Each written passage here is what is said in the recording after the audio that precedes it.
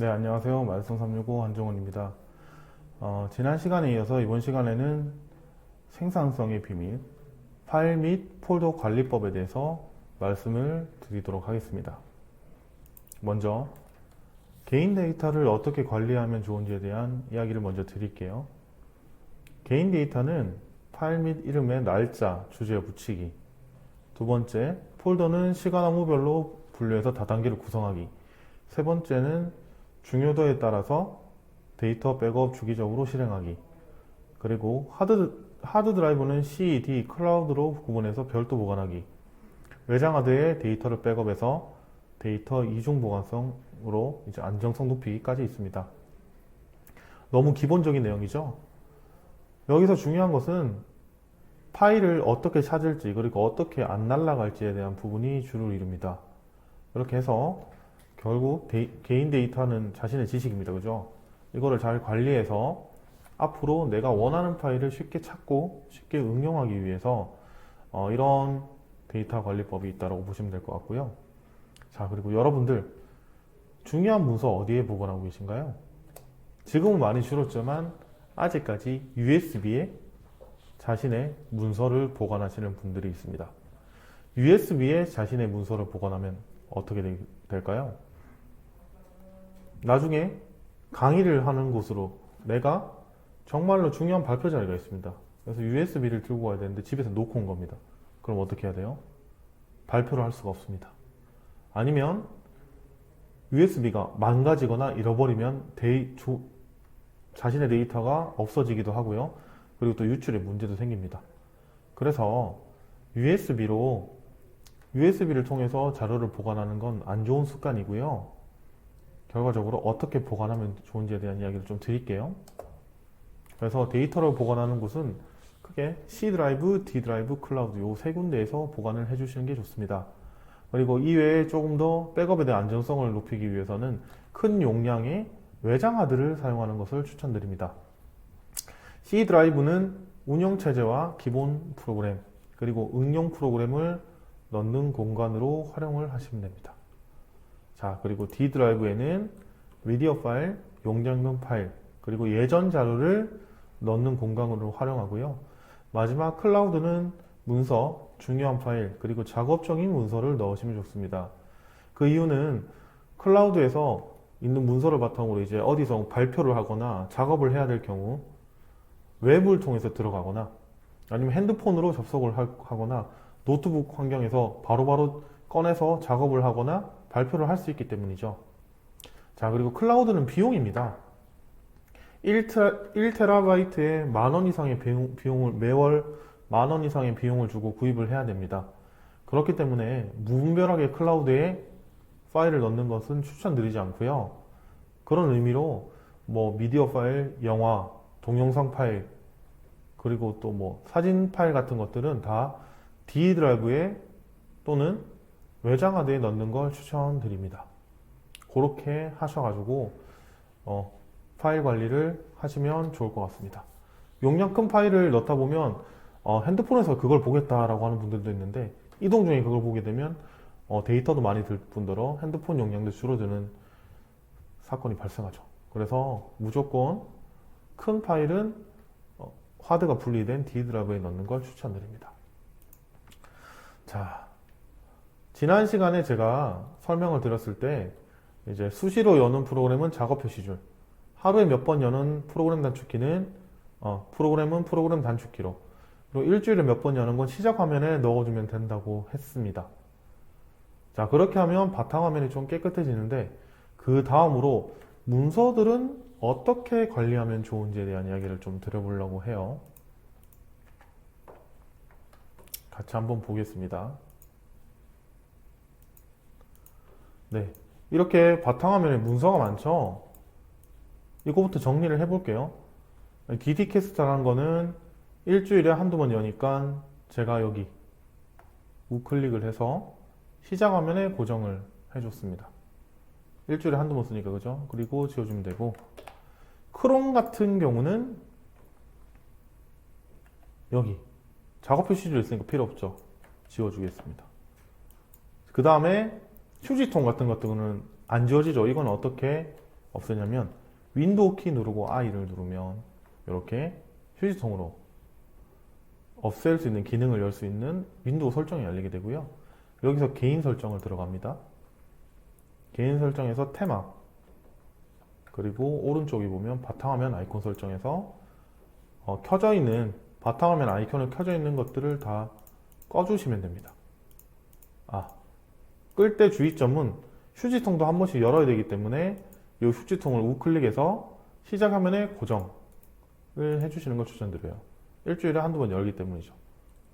네, 그래서 휴지통을 시작 화면에 고정을 해줘라 하면 이렇게 고정이 될 겁니다. 그래서 크기는 클 필요가 없으니까 작게 해서 이렇게 고정을 해주시면 되고요. 다시 아까 설정 창으로 가서 딴 거는 다 끄겠습니다. 끄면은 휴지통이 날아가고 이제 몇 개의 파일이 안 남죠.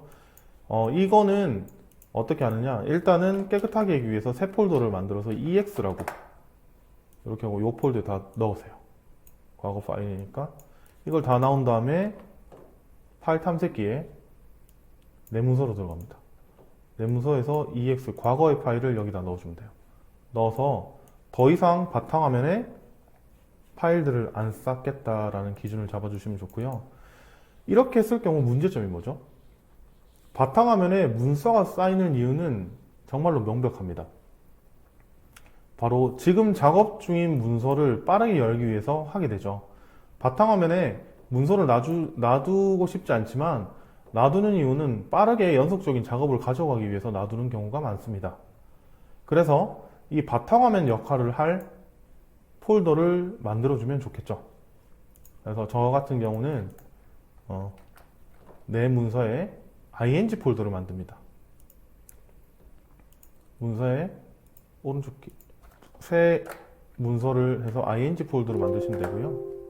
저는 있기 때문에 만들지 않을게요.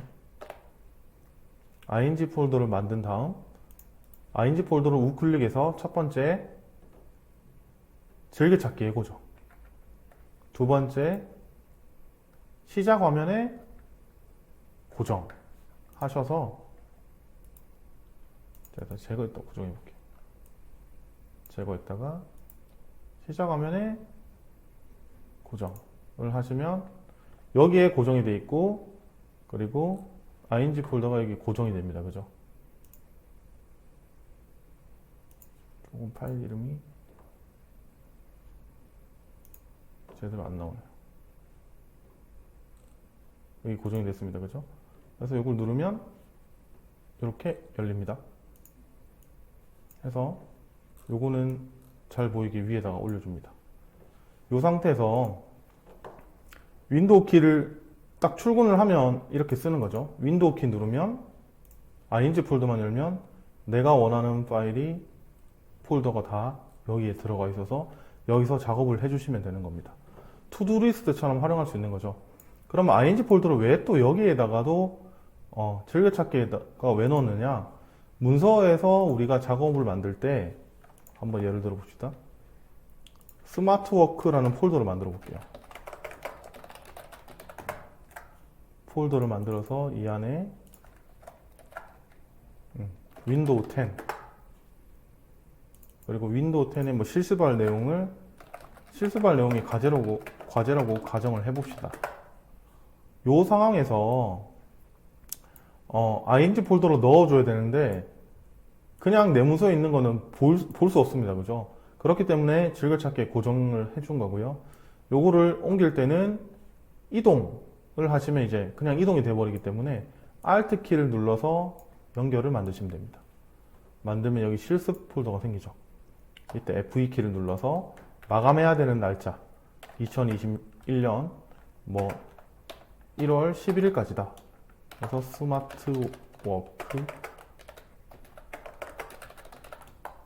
이런 식으로 만들면 이제 날짜별로 내가 투두리스트가 보이기 때문에 이거를 활용을 해서 하시면 이제 바탕화면에 있을 필요가 없던 거고요. 요걸 더블 클릭하면 어디로 가죠? 이렇게 스마트워크 윈도우 10 실습으로 가죠. 해서 일을 다 끝낸 후에는 ing 폴더에 내용을 삭제하시면 됩니다. 그러면 원래 자료, 문서의 스마트워크, 윈도우 10, 실습의 원래 자료에는 있고 투두리스크처럼 활용 가능하기 때문에 이 ing 폴더를 이용해서 바탕화면도 깨끗이 하고 출근을 하면 윈도우 키 눌러서 ing를 통해서 시작할 수 있는 그런 스마트 워커가 되셨으면 합니다. 자, 그 다음 넘어가 볼게요. 그렇게 해서 ing 폴더를 이렇게 바로가기랑 시작 화면을 고정하면 된다 라고 하는 내용이고요.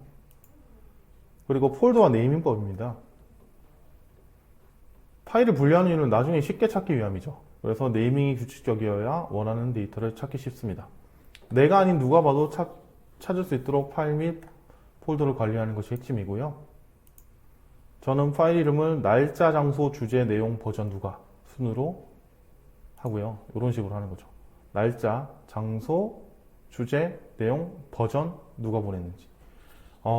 나중에 작업을 하다 보면 누가 보냈는지는 기억하는데 어떤 파일 이름인지 기억 못하는 경우가 굉장히 많습니다.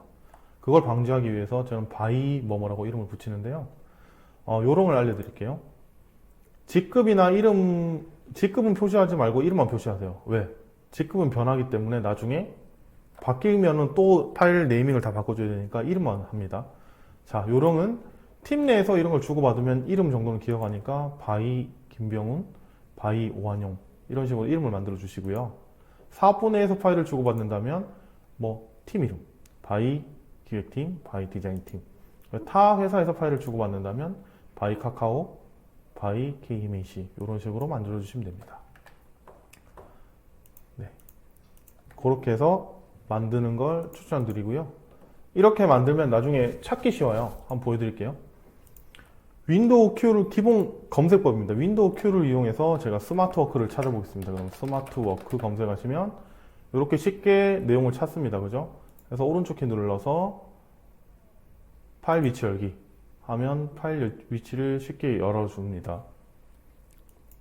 이렇게 하시거나, 근데 윈도우 QS의 단점은 여기 검색할 수 있는 양이 별로 없어요. 크지 않습니다. 그래서 과거의 파일을 찾을 때는 도움이 되지 않습니다. 그렇죠?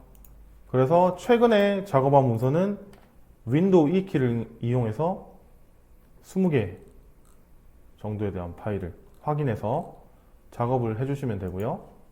그리고 윈도우 탭은 30일간의 작업 문서를 볼 수 있는 공간입니다. 그래서 이렇게 내려보면 날짜별로 어떤 것들이 있는지를 다 볼 수 있죠. 그래서 모든 활동 보기 누르면 시간대별로도 어떻게 됐는지 확인 가능한 공간이 바로 윈도우 10이고요. 윈도우 탭이고요. 오래된 파일을 찾아야 된다. 그러면 everything이라는 프로그램을 설치를 하셔서 하는 걸 추천드립니다.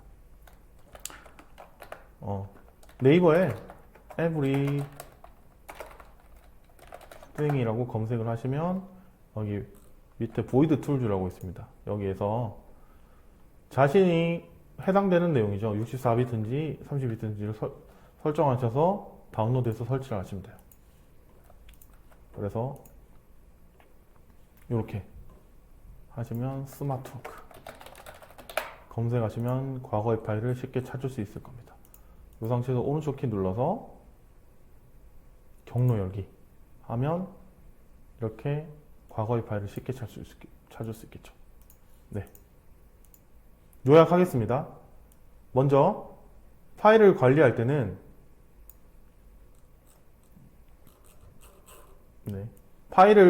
어떻게 해야 된다? 바탕화면에 아무것도 두지 마라. 안 두기 위해서 ing를 폴더를 만들어서 그 ing 폴더에 즐겨찾기 고정, 그리고 바탕화면의 고정을, 시작화면의 고정을 통해서 이제 모든 파일을 다 집어넣어라 하는 게 핵심이고요.